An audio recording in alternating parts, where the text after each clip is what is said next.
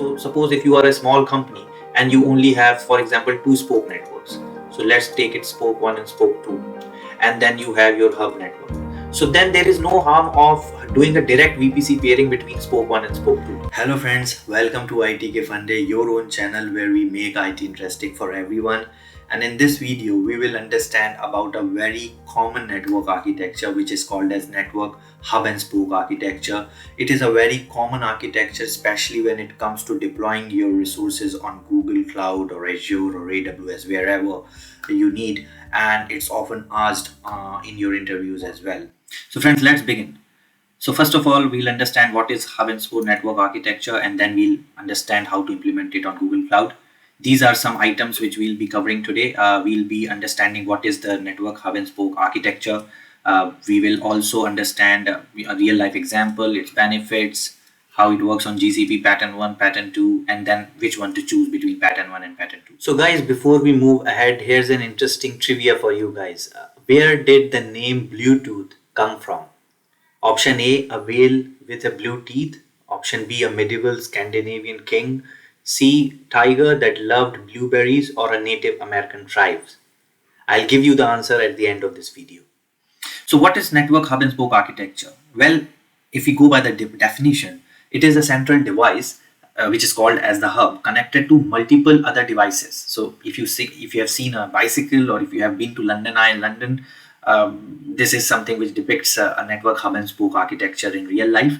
So basically the idea is very simple. You put all your shared network resources at a central location, and all your peripheral locations and networks talks to this particular hub, this central architecture, network architecture location, to take various services, utilize different services while they continue to work in isolation within their own network premises. So this is in essence network hub and spoke architecture, but let's explore it a bit further. So basically, if you see this diagram, this is a kind of a very standard network hub and spoke architecture. It is actually a cluster of hub and spoke architecture in an enterprise environment. So basically, generally in any company, you would have various hub and spoke architectures deployed on cloud, and then you would have connectivity of those hubs with your on-prem environment. So all in all, this allows an enterprise to flexibly scale their whole network architecture. They could put their shared services in these hubs, while their spoke networks would either host a specific network for a specific business domain or a specific department. So it allows a lot of flexibility.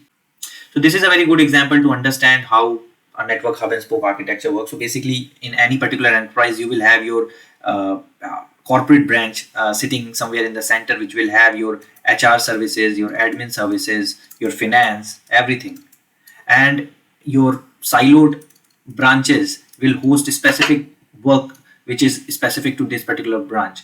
So take for example any bank, this could be its corporate head office, and then these would be the branches across the city or across the districts.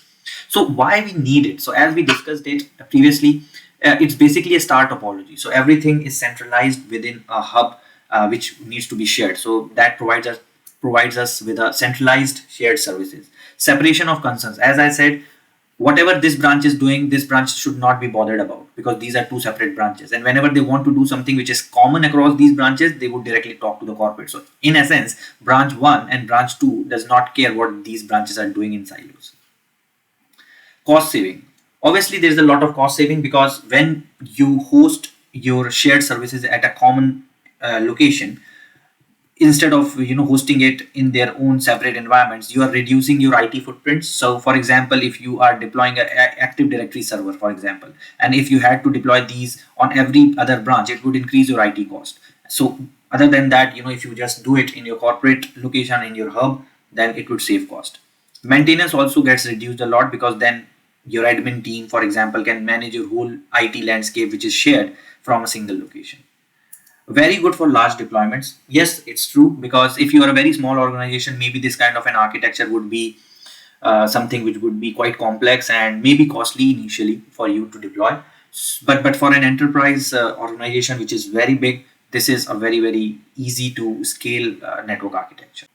So guys, this is a high level overview of how network hub and spoke architecture looks on Google Cloud, but it is scalable, and it can be applied to AWS and Azure exactly in a similar manner. So consider this as your on-premise network, and these are your spoke networks. Okay, all these spoke networks host a different domain in this particular example. So this is automation, this is aviation, this is energy, this is IT. So for example, if you are a cloud provider like Google, you would have customers from all these different sectors, right? So what if you just deploy your shared resources into the hub and then just allow them to use their separate VPC environments, right? But what exactly you host here? So that's very important. So you host your AD servers, your firewalls, your DNS, your PKI public key infrastructure, which helps you manage your encryption keys and secrets. All these kind of services, which are common across these departments, can be deployed as a as a shared VPC or a hub. So let's discuss design pattern number one, which is deploying network hub and spoke architecture on Google Cloud using VPC pairing. So VPC pairing allows you to have a secure communication via Google internal network across your network hub. So this is your hub and these are your spoke networks, and these talks with private IPs within Google internal network. Okay, so this is very good if you want to have inter VPC network without going into a public internet. So everything which is being done here through VPC pairing is happening solely within the premise of Google internal network. But the problem with this is that you cannot talk, like two different VPC spokes cannot talk with each other because it is not transitive in nature. You have to only talk to your hub VPC for anything. But if there is a requirement where, for example, in this particular example, this is a compute engine, this is also a compute engine, this is a Kubernetes engine. So for example, if suppose this particular compute engine wants to talk to SQL instance here, like this directly, that is not possible because this is the limitation of this kind of a deployment. You only have to talk through your hub network, as we have mentioned here. Okay, so no two VPCs can talk to each other. So this is a downside of this particular environment. Now if this particular architecture has to talk to the external network, then you can deploy a NAT, and using that NAT gateway you can talk to your public internet. So that's allowed. Okay, so this is where you can use your NAT router and NAT gateway to talk to external network. Now if in this architecture you still want to do something with the other spoke network, then the option is deploying a VPN gateway.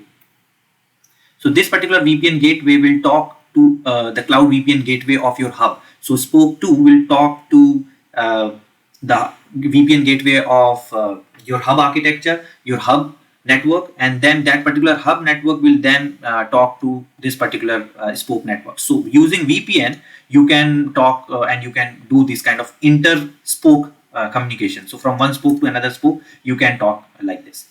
But yeah, this is through VPC pairing. So friends, now let's discuss design pattern 2, which is implementing network hub and spoke on GCP using cloud VPN. Obviously, it overcomes the very clear limitation of VPC peering, which is inter-spoke connectivity or inter-spoke communication. And this helps us have a very flexible communication model across different spoke networks like this one, which is not the case with the VPC peering. And it all happens through IPsec VPN tunnels. So every spoke network would connect to the hub network using cloud VPN and IPsec protocol. And then there would be this VPN tunnel between spoke networks.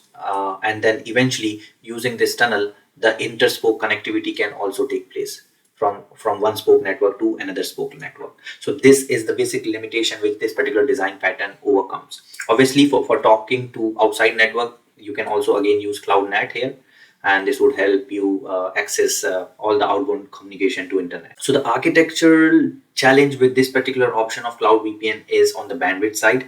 Obviously, there are bandwidth issues when it comes to the total bandwidth of your ingress and egress traffic, and that is 3 Gbps. And this is a limitation which you need to take care of if you want to go ahead with this. But yes, I think this gives you a very good flexibility if you have interspoke, if you want interspoke connectivity. Also with the previous example, if you see that, okay, VPC pairing is important for you and you do not have too many spoke networks. So suppose if you are a small company and you only have, for example, 2 spoke networks. So let's take it spoke 1 and spoke 2. And then you have your hub network. So then there is no harm of doing a direct VPC pairing between spoke 1 and spoke 2. apart from having a VPC pairing between your hub network. So that is possible. Obviously, when you have too many spoke networks, then it becomes a challenge, and then it will make your whole network topology very complex. But if you have a small network, then obviously with VPC pairing you can have interspoke connectivity with direct VPC pairing between two spoke networks. So now let's quickly summarize the pros and cons of these. When it comes to VPC pairing, obviously it gives you much more bandwidth as per whatever machine type you use and whatever network bandwidth you're using, you can utilize the full potential of that. But the downside is non-transitivity constraint, wherein there are challenges talking to the other spoke network directly. On the VPN side, it allows transitive routing between two spoke networks, but then the bandwidth is lower. So yeah, there is good and bad in both the patterns, but obviously you have to make it flexible. You can use and you can design your network architecture based on your requirement. And as we discussed, we have workarounds to even connect two spoke networks directly if we talk about VPC pairing. So guys, it's time for the answer, and the right answer is answer option B, which is a medieval Scandinavian king, and his name was Harald Bluetooth Gomson. He was the king of Denmark and Norway, and he helped uniting all the Danish tribes under a single kingdom. And when Intel's Jim Cardack invented Bluetooth, he hoped that it would likewise unify all the different communication protocol.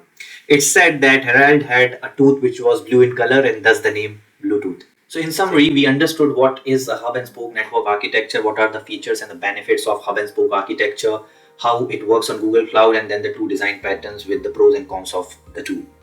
So yeah, this brings us to the end of this video, and I would like to end it with a very famous quote of Paulo Coelho, the famous writer. Whatever you decide to do, make sure it makes you happy. And I love it. This is the quote which you should always keep in your mind. So until next time, guys, please keep learning, keep sharing all your knowledge, and yes, keep hustling. Bye for now.